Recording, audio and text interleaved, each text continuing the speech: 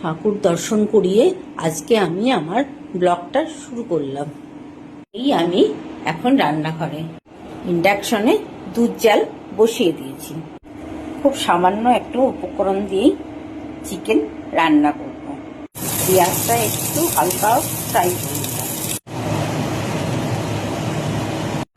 এইভাবে চিকেন করে একদিন খেয়ে দেখবে, খেতে কিন্তু বেশ লাগে। এবার চা খেতে বসলাম, কারণ আমাকে আবার এতগুলো ওষুধ খেতে হবে। দিয়ে দিলাম চা আর 2 পিস জ্যাম মাখিয়ে। ছেলের লাঞ্চ বক্স প্লেট রেডি।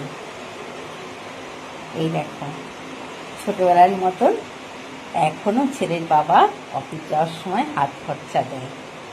যে আমাদের মেয়েদের এতদিন করেছি স্বামীর জন্য, এখন আবার করছি ছেলের জন্য। যাই হোক বন্ধুরা, আমি এখন রাখি, তাহলে আমিও একটু ওয়াকিংয়ে বেরিয়ে পড়ি। পরে তোমাদের সাথে আবার কথা বলবো।